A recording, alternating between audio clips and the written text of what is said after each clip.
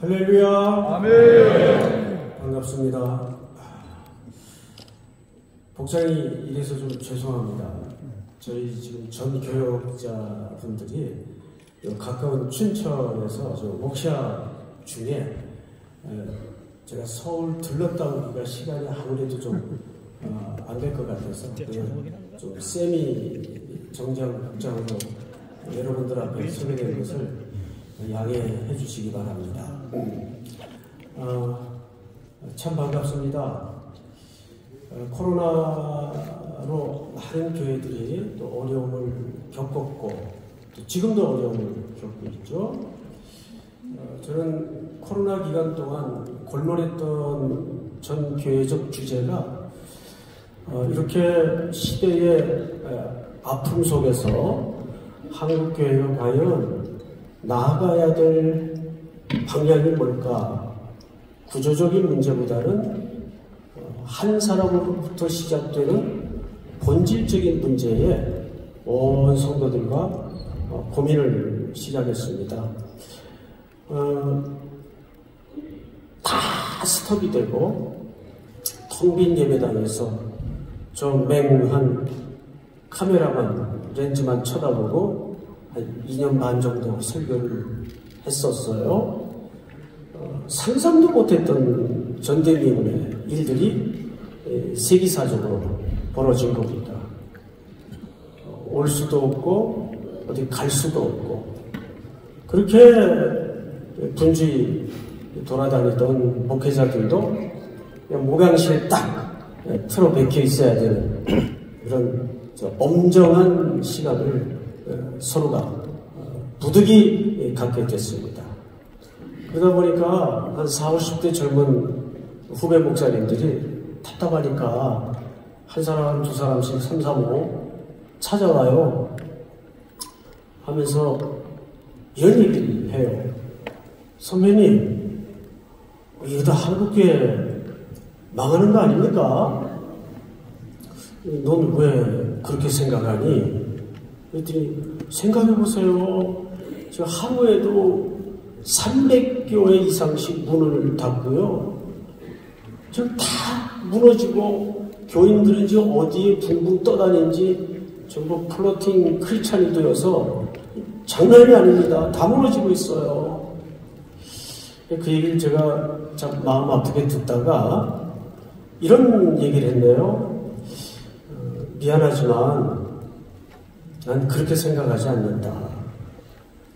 그동안 한국교회는 너무 과잉되고 과열되고 과장되어 있었다. 여러분 이걸 보통 우리가 흔히 하는 말로 뭐라 그럽니까? 거품이라고 그래요.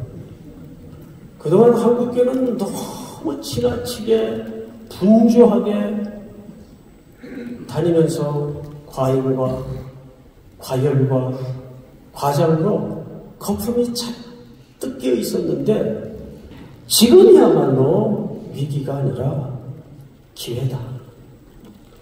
하나님께서 이 거품을 씻으라고 온 인류 하나님의 성도들에게 기회를 주신 거라고 나는 생각을 한다.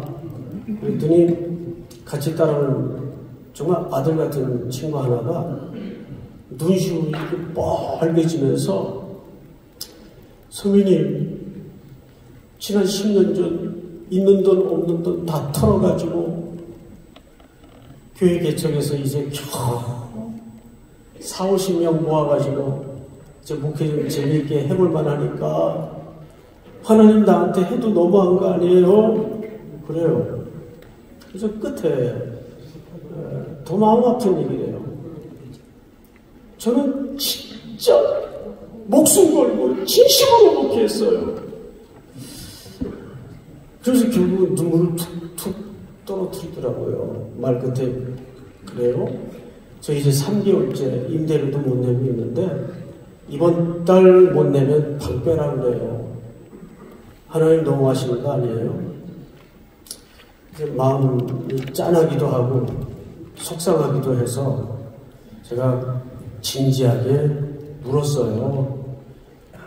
이 목사, 너 지금 뭐라 그랬니? 진심으로 목숨을 걸고 목회했다고 그랬지. 그럼요. 형님이 더 잘하시잖아요. 그래. 팩트는 맞는데 방향이 좀 틀렸다. 말 나온 김에 네 말을 받아서 한번 물어보자. 베드로가 예수님 십자가 지러 죽으러 예루살렘 올라가는 길을 다른 동료들하고 쫓아가다가 거의 다 와가지고 길바닥에 앉아서 뭐라 그랬니? 선생님, 이 친구들은 다 주님을 배반하고 도망가는 한이 있더라도 내 인생에 배반은 없습니다. 했어 안 했어? 했죠.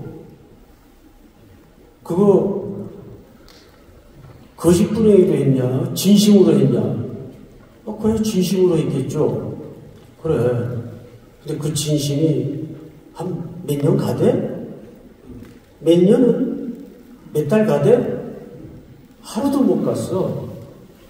그랬더니 눈을 이렇게 크게 두고 쳐다봐요. 물은 김에 한 가지 더 물을게. 히틀러가 죄 없는 유대인 남녀노소 어린아이까지 젖먹이까지 가스실에다가 게르만 민족의 발언을 위해서 600만 명 이상을 밀어넣었다. 그거 히틀러가 거짓부렁이로 한 거냐? 진심으로 한 짓이냐? 진심으로 했겠죠. 그래. 인간의 진심이 방향을 잘못 잡으면 괴물이 돼. 넌 목사라는 녀석이 어쩌자고 그 아침에 안개 같은 그런 알량한 진심에다가 목숨을 걸었다고 찔찔 짜고 그래. 볼상사납게. 어떤 목숨 걸어야 돼요?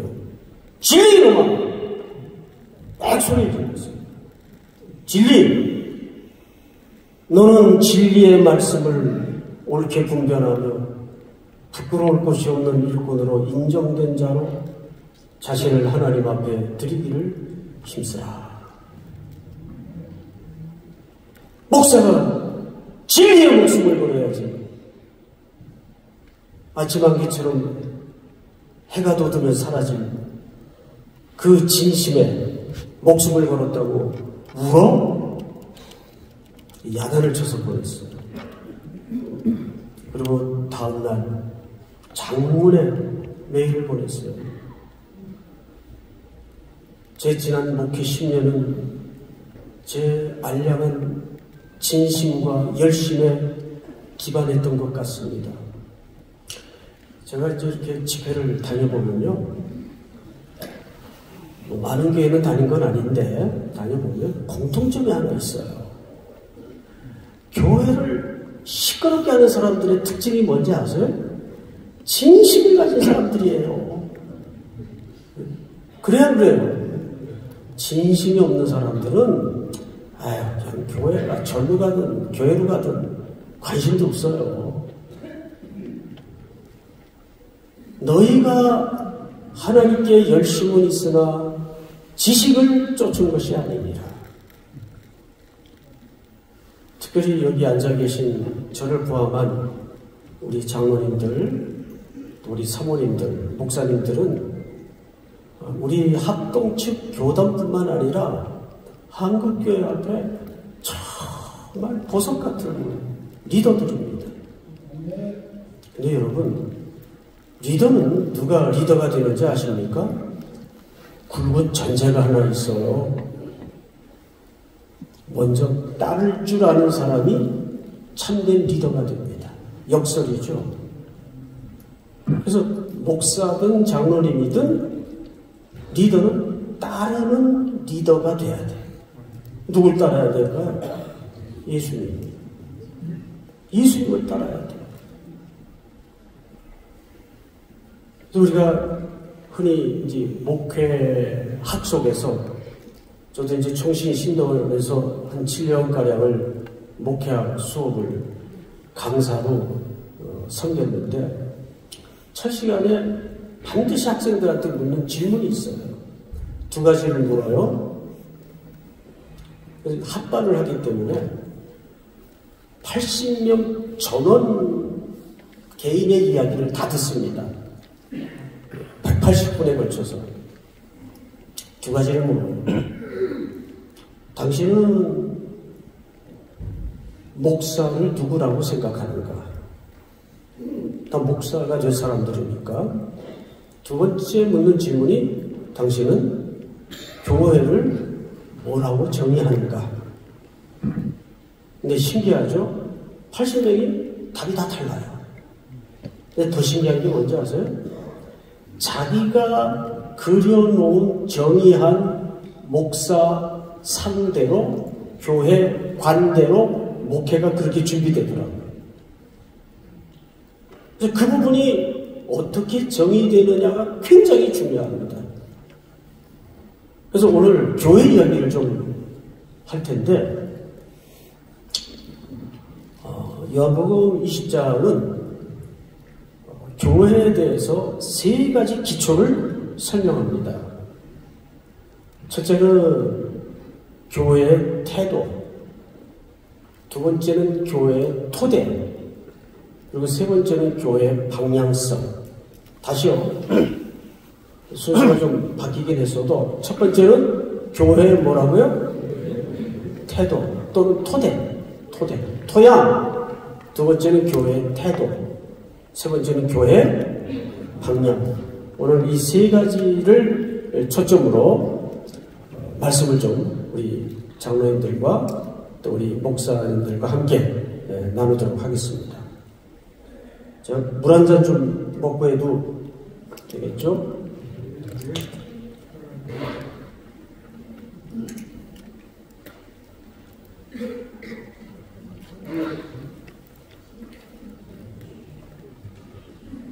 먼저 교회의 토양입니다. 토양. 교회의 토대죠. 토대. 여러분, 교회의 토대가 뭘까요? 짧은 시간에 너무 할 얘기는 많은데 성경을 일일이 찾아서 하기에는 물리적으로 시간이 좀 부족하고 그냥 이야기로 설명을 드리겠습니다. 교회의 토대는 교회는 1서부터 100까지 은혜로만 서게 되어 있습니다. 오늘 한 목회자나 한 교회 리더가 그것이 장로님일 수도 있고 제일 조심해야 할 게 교회 자기가 주인이라는 이 인식을 버려야 됩니다.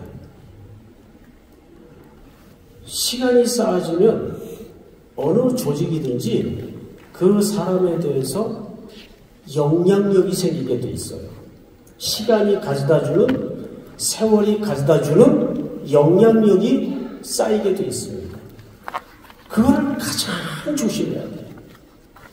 하나님이 교회 공동체에 제일 끔찍하게 간과하지 않는 두 가지가 있어요.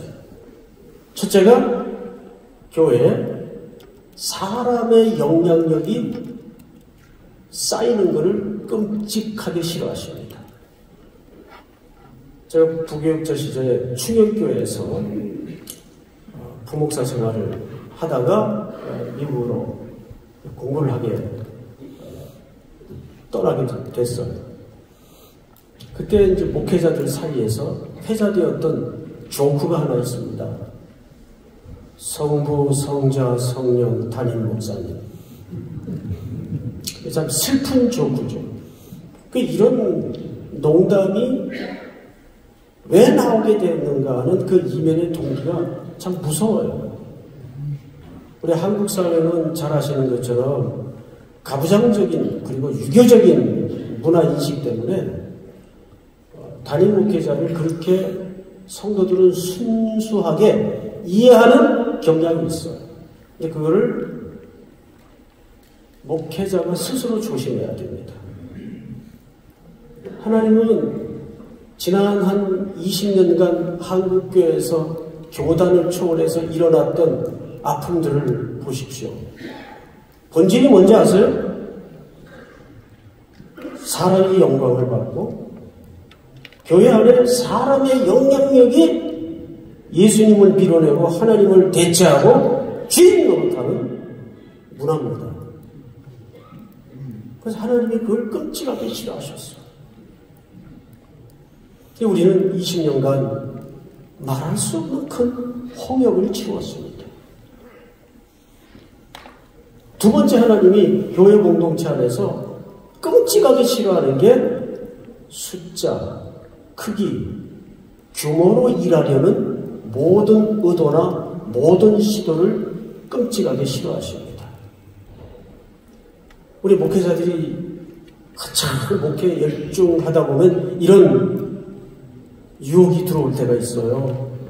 아, 우리 교회가 지금 요 정도 말만 딱 배만 더 숫자가 늘어나면 뭐 센터도 좀 질 수 있고 저것도 할 수 있고 이런 일도 좀 할 수 있고 이런 마음이 상식선에서 일어나요. 근데 여러분, 하나님의 일이라는 것은 숫자나 규모나 크기로 일할 수 있는 일은 단 한 개도 없어요. 1서부터 100까지 전부 뭐로 일하게 돼 있습니까? 은혜로만 가게 돼 있어요. 믿습니까? 근데 이것이 우리의 그 구호처럼 아멘으로만 머물러서는 안 되고 이것이 현실이 돼야 된단 말이에요. 믿음대로 이것이 우리의 목회 현장에서 일상에서 현실이 돼야 돼요. 왜 개인의 성도 입장에서도 은혜일 수밖에 없는가? 제가 고향이 경북 영주가 제 태어난 고향이에요. 그리고 이제 일찍이 저는 공부를 하고 싶어서 대구로 유학을 갔어요. 그때는 이제 다 대구로 갔습니다. 그쪽 부분에. 그 대구에서 어린 시절을 보냈죠. 그리고 뭐 파란만장한 중고등학교 시절을 거쳐서 총신대를 이제 입학을 했습니다. 저는 뭐 고등학교를 한 5년 다녔어요. 1학년 때 한번 자퇴하고 3학년 때 한번 또 휴학하고 공장생활 하다가 야간고등학교, 상고 야간고등학교로 복학을 해서 학교가 좀 복잡하게 돼 있습니다. 그래서 이제 좀 늦게 대학을 들어갔으니까 공부 좀 제대로 해봐야 되겠다. 학교 입학을 했는데 시간 사이에 쉬는 시간마다 누가 억센 경상도 사투리로 떠드는 애가 하나 있어요.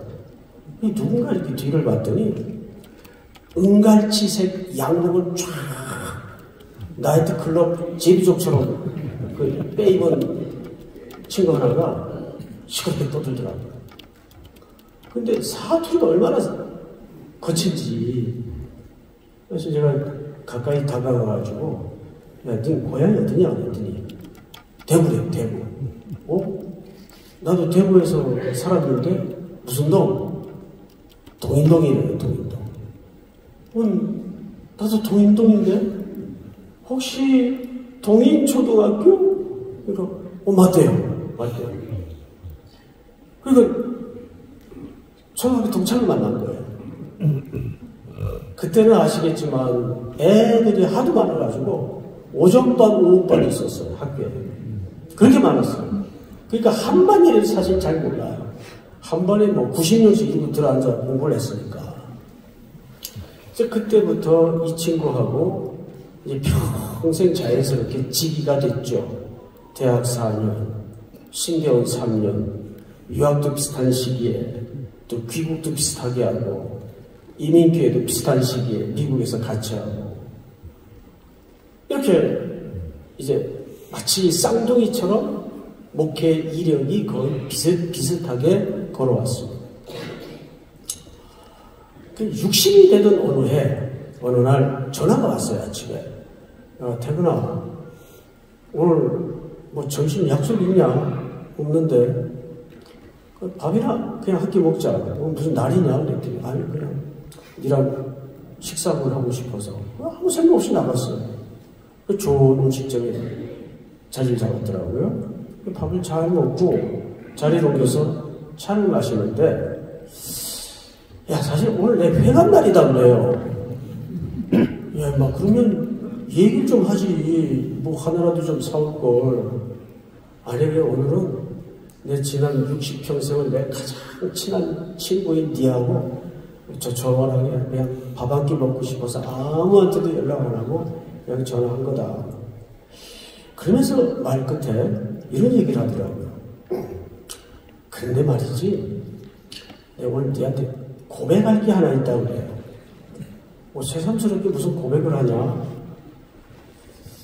야, 내 지난 인생을 너보다 잘하는 친구는 없다. 하긴 그렇지. 이 친구는 위임식만 7번에 개척을 3번 했어요. 자, 그러면 목사님들, 이 친구의 목회 여정이 순탄했겠습니까? 파란만장했겠습니까? 네, 그 위임식 7번, 그 제주예요. 그 웬만한 능력자 아니면 위임식 7번씩 못합니다. 이건 교회를 10번 옮긴 거예요. 그래서 제가 내가 잘 알지. 그랬더니 빙긋이 웃으면서 내가 너한테 고백할 게 뭐냐 하면 내 지난 목회의 여정을 돌아보니까 희한하게 내가 손댄 건 다 망했다 그래요. 그래, 그건 내가 알지. 다 망했지. 얘는 망하는 전문이에요. 근데 여러분, 잘못해서 망하는 경우도 있지만 너무 잘해서 망하는 경우도 있는 거 아세요? 어떤 스타일인가 하면 10년 미리 가요. 그러니까 오늘이 힘들겠습니까? 순탄하겠습니까? 순탄하지 못하죠. 항상 한 10년쯤 내 이 친구를 보면 저 녀석은 좀 불운한 천재다. 그런 마음이 들어요. 얼마나 패션 감각이고 이 시대를 내다보는 눈이라든지 예측이 뛰어난지 오늘이 힘든 거이지만 그러니까 항상 부임하는 교회마다 앞으로 10년 후는 이런 시대가 올 거야. 그래서 그 시골 교회 가가지고 그냥 강대상 다 뜯어고치고 막 조명 장난 아니게 바꿔놓고 이러니까 교인들이 얼마나 놀라겠어요. 그래서 또 뒤집어 엎고 또 떠나고 그게 얼마나 힘들어 보내는 거야. 그러더라 그날. 야, 내가 손댄 건 다 망했다고 그래. 그런데 야, 더 신기한 게 있어. 손 안 댄 것만 잘 됐어 그래요. 그래서 내가 네 망한 건 잘 알겠는데 네가 손 안 대서 잘 된 게 뭐이냐 그랬더니 애들이 잘 됐대요. 애들이. 그래, 그건 내가 인정할게. 이게 무슨 얘기냐면 한국으로 어느 교회에 부임을 해서 나올 때 그 아이들이 미국 아이들이에요. 초등학교 6학년, 중학교 1학년 연생입니다.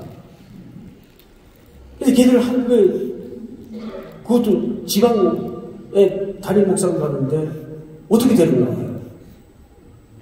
근데 그것도 사모님이 어떤 분인가 하면 서울의 명문대학을 나와가지고 학교 선생님 출신인데 미국의 입시 제도와 한국의 입시 제도 양쪽 나라의 입시 제도를 양손에 거머쥔 헬리콥터 맘이에요. 그러니까 아이들이 있는 곳에는 무소부재한 어머니.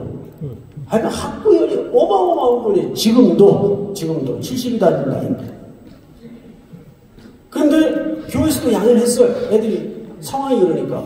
그래서 사모님이 애들 지하까지 할 때까지 그냥 미국에 계십시오. 양해를 하고 얻었어요. 그런데 남편 부임을 하면서 그 천둥 볼부수이 같은 어린이 둘을 갖다가 모습의 둘을 원룸 하나 얻어서 던져놓고 마치 그 모세의 어머니가 나일강에 테바에 담아서 모세를 던졌듯이 던져놓고 남편을 따라 나온 거예요. 왜 그랬을까요? 불안하니까. 신랑이 불안하니까. 저는 또 나가서 어떻게 또 뭐 뒤집어엎지 않나. 그러니까 애들보다 신랑이 더 믿음질 못한 거예요. 그러니까 이놈들은 원룸에서 아침마다 카톡으로 엄마한테 태평양을 사이에 두고 문자를 보내고 기도 제목을 보내고 이래가지고 애들이 컸어요. 그러니까 그러더라고요. 그 아이들에 대해서는 아무것도 할 게 없었고 할 수도 없었대요. 오직 하나님께 맡기는 방법에 도리가 없었대요. 그런데 그 아이들이 그 후에 바이든 정부 때 백악관에 들어가서 바이든의 연설문을 그 제3세계 국가 인종에게 안 맡기는 보직인데 내가 탁월하게 변호사 시험에 합격을 해가지고 그 직책으로 들어간 거예요. 그리고 또 작은 녀석은 이 뇌외과 의사 그 서전이 돼가지고 지금 샌디에고 쪽에서 근무를 하고 있어요. 세상적으로만 잘 돼서 이런 얘기를 하는 게 아니라 그 친구 60대던 해에 저한테 했던 그 고백이 10년이 지났는데도 오래 남아요. 야, 내 인생을 돌아보니까 내가 손댄 건 다 망했고 손 안 댄 것만 잘 됐다. 어쩌면 우리 기독교의 신비는 여기 있다고 저는 봅니다. 이제 곧 고난주간이 다가오죠? 예수님이 겟세마네 동산에서 죽음의 승자를 앞두고 이런 말씀이 있어요. 누가복음에 보면 힘쓰고 애쓰고 기도하여 그 기도하더니 피와 땀이 쏟아졌다고 그랬어요. 피땀이 쏟아졌다고 그랬어요. 여러분 그 본문을 깊이 원문을 들여다보면 이게 무슨 뜻인지 아십니까? 검투사의 고뇌라는 뜻이에요. 검투사의 고뇌.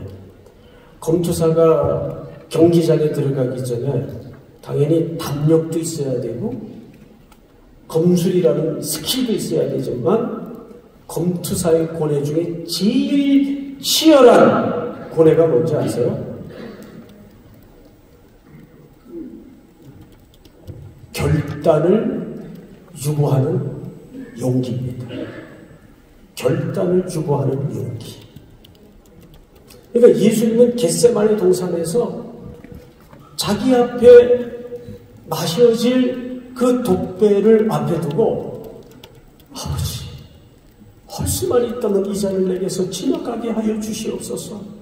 그러나 내 원대로 마옵시고 아버지의 뜻이 이루어지기를 원하나이다. 이걸 우리가 수용성이라고 해요. 수용성.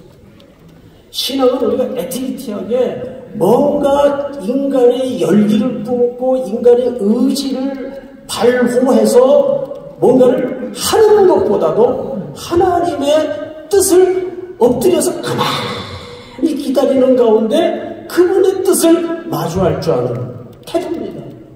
그래서 누군가 그렇게 믿음을 정의했더라고요. 믿음이라는 것은 뭐냐? 하나님과 마주 앉는 태도이다. 믿음이라는 것은 하나님과 뭐 하는 태도라고요? 마주 앉는 태도이다. 무슨 해결 방법이 있어서 마주 앉는 게 아니에요. 그냥 막막한 마음으로 때로는 아버지, 이거 어떻게 해요? 아버지, 나 어떻게 하면 좋아요? 내게 답이 없어요. 여러분, 베드로가 물 위를 잘 걸어가다가 어느 지점에서 빠져들어갔어요. 그때 바람이 불어서 빠진 게 아니에요. 본문을 보면 바람을 보고 그랬어요. 바람이 불문호가 아니에요. 그 말은 물 위를 걸어가고 있었을 때에도 바람은 여전히 불고 있었고 잘 걸어가고 있었다는 얘기예요. 그런데 어느 지점에 주님이 오라 하시는 명령보다 바람이라는 상황이 자기 전인격을 덮어 씌우기 시작한 겁니다. 그때 두려움이 와요. 빠져들어갔어. 베드로가 물에 빠져들어갈 때 여러분 외마디 비명같이 질렀던 소리가 뭔지 아세요? 따라서 합니다. 주여 나를 구원하소서. 그걸 오늘 우리의 정서로 정확하게 환치시키면 간단해요. 아버지 나 좀 살려주세요. 여러분 창조주 하나님 앞에 피조물인 우리가 가장 거룩한 태도는 뭐냐면 그 태도가 회복되는 겁니다. 어떤 상황 앞에서도 어떤 경우 앞에서도 아버지께 달려들 줄 아는 용기. 아버지 나 좀 살려주세요. 여러분 신앙이라는 것은 하나님 앞에 뭔가 폼 잡고 모양 갖추는 게 신앙이 아니에요. 신앙은 태산 같은 상황 앞에서도 아버지 나 어떻게 나 좀 살려주세요. 이게 피조물로서 가장 거룩한 태도인 걸 놓치지 마시기 바랍니다. 베드로가 물에 빠져가다가 이걸 뭐라고 소리 질러야 창피하지 않을까? 주여 그럴까? 그랬나요? 그랬어요? 그런 고려와 그런 사색의 여유가 있었어요? 그 말은 주여 나를 구원하소서. 오늘 우리식으로 표현하면 나 좀 살려주세요. 이 말은 어떻게 나온 거예요? 어떻게 나왔어요? 예? 자기도 모르게. 이것이 하나님의 자녀가 회복돼야 될 본성이에요. 이게 부흥의 시작이에요. 저는 한국교회의 답은 여기 있다고 믿습니다. 뭐 전략이 필요하고 방법이 있어야 되겠지만 정말 우리 목사들부터 우리 장로님들까지 포함해서 십자가 앞에 앉아서 아버지 한국교회 어떻게 해요? 한국교회 좀 살려주세요.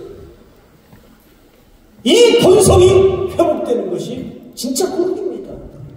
믿습니까 여러분?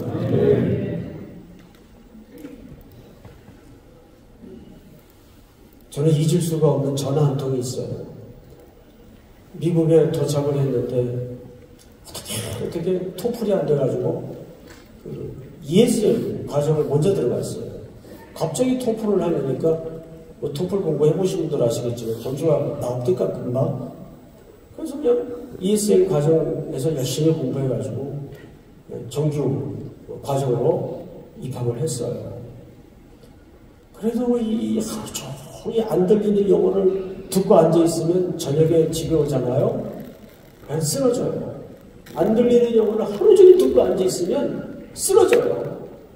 정신없이 골아떨어져 있는데 새벽 2시에 정확하게 전화벨이 울려요. 그 새벽 2시면 에머전시 아니면 한국에서 누가 신용계산 잘못한 거. 그 외에는 케이스가 없죠. 놀래가지고 전화를 받았더니 헐렁 지금 주무시게요. 새벽 2시면 자지. 네? 그냥 황당하기도 하고 어이가 없어서 누구세요? 그랬더니 미안해요. 누구세요? 알고 봤더니 제가 유학 오기 전에 섬겼던 충격교회 맡았던 교구 권사님인데 아들이 사경을 해내게 됐죠 지금. 그럼 그분은 누구예요? 엄마잖아요. 엄마가 아들의 그 위기 앞에 누구한테 기도 부탁을 할까? 미국의 목사님이 지금 학교 가셨을래나 주무실래나 그런 고려를 할 여유가 있어요? 없죠. 없나니까 그냥 천을 든 거예요. 거기가 밤인지 낮인지 공부를 하고 있는지. 지금 한국교회는 방법이 필요한 게 아니라 방법은 넘치고 넘쳐요. 정말 필요한 게 뭘까요? 십자가의 공의예요. 아버지 나 좀 살려주세요. 아버지 한국교회 좀 살려주세요.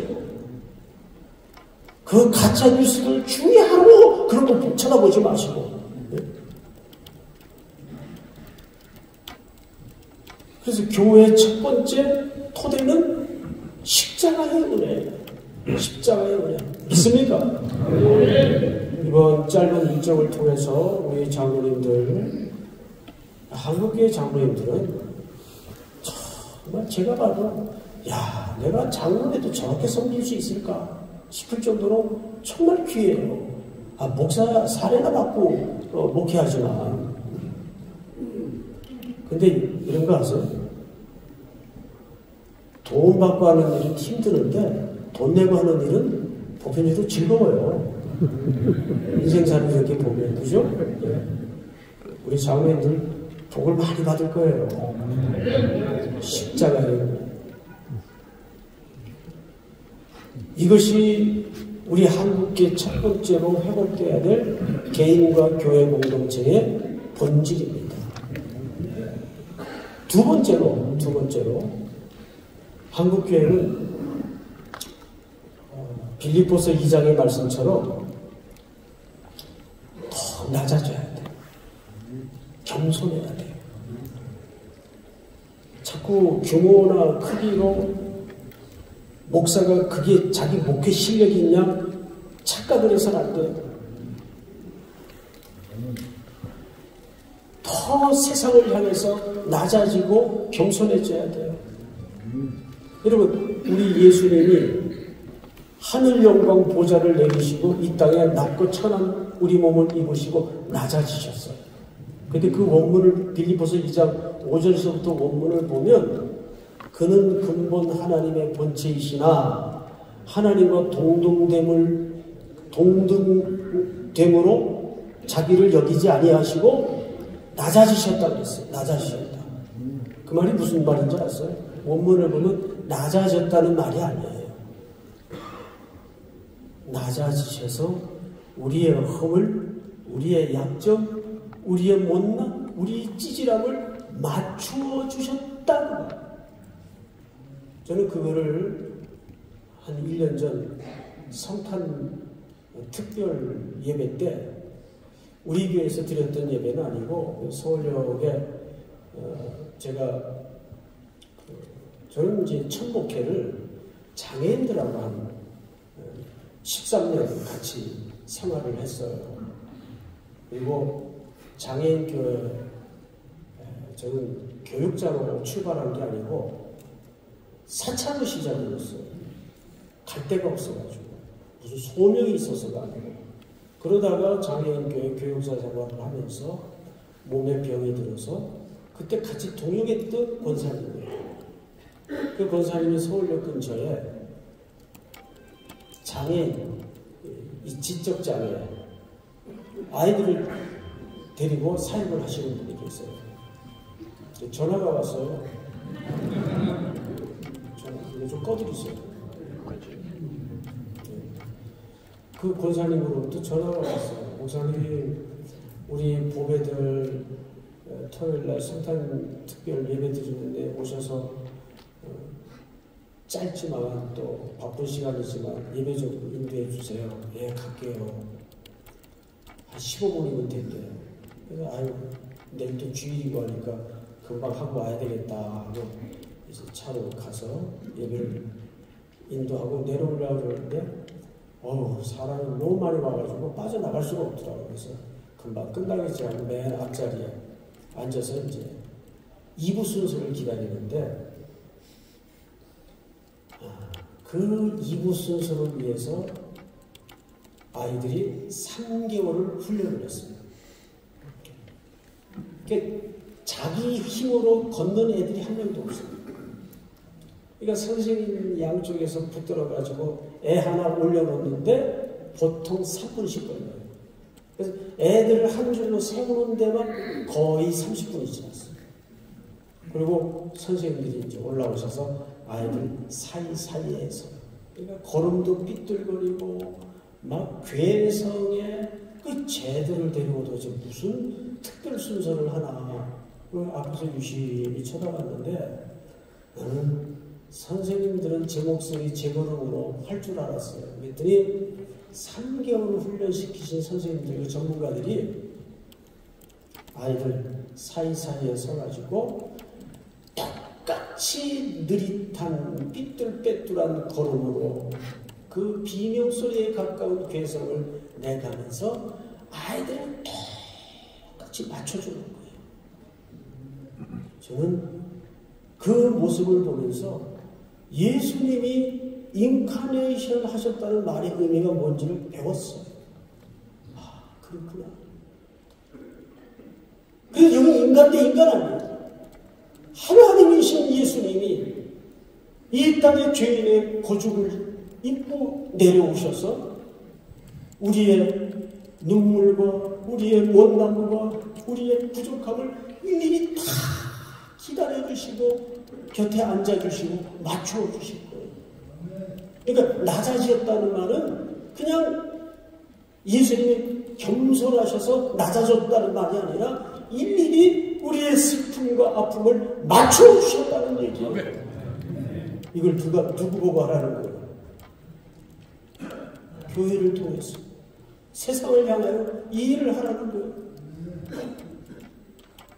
보통 우리가 교회를 통해서 어느새 한국 사회 앞에 교회는 서서히 갑이 되어 있었어요. 저희 교회에서 금기어가 하나 있어요. 금기어. 돕는다는 말을 쓰지 말자. 쥐뿔도 우리끼리 있어야 돕죠. 그럼 뭐라 그래요, 목사님? 돕는다는 말은 하나님만이 쓰실 수 있는 표현이다. 단, 나눈다, 함께한다. 이 표현을 쓰자. 아멘입니까? 아멘. 여러분, 우리 끼 없잖아요. 내 끼 없잖아요. 생명까지도 받았는데 뭘 우리가 도와줘요? 근데 언어라는 게 굉장히 중요해요. 언어 안에는 뭐가 담아지죠? 가치가 담아지죠. 아마 어제 짜주신 분으로 우리 삼일교회 담임 목사 청빈 공고가 났을 거예요. 다 보셨죠? 관심이 없나 봐요. 났어요. 찾아봤어요. 제가 우리 교회 성도들 앞에 5가지를 약속했어요. 미국에 작년 가을에 좀 안식원을 떠나면서 영상을 만들어가지고 5가지를 약속했어요. 후임, 후계자라는 말을 쓰지 말자. 이미 인간적인 냄새가 전제된 표현이에요. 그렇죠? 그럼 뭐라 그래요, 목사님? 장로님들이 물어요. 내가 5대 목사니까 제6대 담임 목사 청빙으로 정확하게 네이밍을 하자. 송태근 목사 후임 그러면 이미 저의 어떤 인간적인 영향력이 전제될 수밖에 없는 거예요. 목회는 남겨진 사람들하고 목회를 할 사람들을 뽑아야지 저하고 뭘 할 사람을 뽑는 게 아니잖아요. 그러니까 언어를 어떻게 정하느냐는 그 언어 안에 가치관이 달라지기 때문에 우리가 신중하게 언어를 써야 돼요. 그러니까 청년들이 재정과 물질을 어마어마하게 준비해서 온 세계를 연인은 한 7,000명이 1년에 넉 달을 저도 청년들하고 똑같이 성계지를 매복합니다. 그게 자꾸 이렇게 도와주다 보니까 돕는다 하다 보니까 어느새 말투나 태도 자체가 자기들도 모르게 갑이 돼 있더라고요. 돈 받는 사람은 의리도 있고. 아니에요. 우리는 내 쪽에 하나님이 모아주신 것을 흘려보내고 나누고 그들과 함께하는 것뿐이에요. 뭘 도와요? 우리 게 없는데. 그렇잖아요, 여러분. 이건 누구에게도 마찬가지예요. 돕는다는 말을 쓰지 말자. 나눈다, 함께한다. 그래서 이게 우리 청년들한테 굉장히 충격이었어요. 사실 별 생각 없이 그런 말을 쓰거든요. 목사님 맞아요. 언어가 달라지니까 생각도 달라지고요. 마음 태도도 달라져요. 정말 그렇거든요. 그런데 한국교회가 캐톨릭은 어떤 시스템을 통해서 대사회에 지원하고 나누는 이 행동들이 굉장히 조직적이고 홍보도 광고도 잘해요. 근데 내용으로 들어가면 개신교를 따라올 수가 없습니다. 그런데 우리는 각자 고생이니까 이 티가 잘 안 나요. 그래서 어떻게 할까? 우선 이 구제라는 성경적 가치와 개념에 대해서 좀 재정리를 할 필요가 있다. 우리는 구제를 불쌍하니까 지금 당장 밥 못 먹고 있는데 도와줘야 될 거 아니냐. 자, 성경에서 특별히 구약에서부터 고아, 과부, 나그네 이 세 집단을 어떤 대상으로 여기라고 했어요? 도와주고 구제 대상으로 여기라고 했어요. 그거는 절대 윤리나 휴머니즘적인 박애주의적인 차원에서 도우라는 의미가 아니에요. 그분들은 이 땅에 기반이 없는 사람들이에요. 이 세 집단의 공통점이 뭐냐면 누군가 도와주지 않고는 존립이 안 되는 사람들이에요.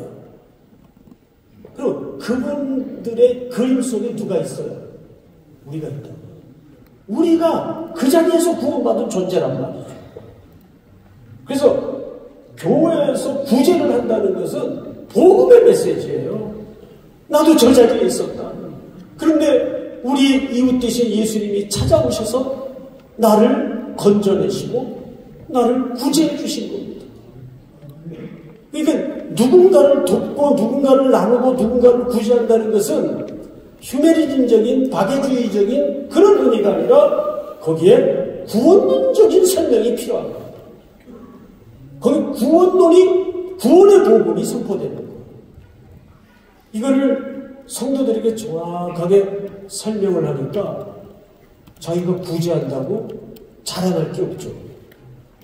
의시될 것도 없죠. 내가 저 자리에 있었다.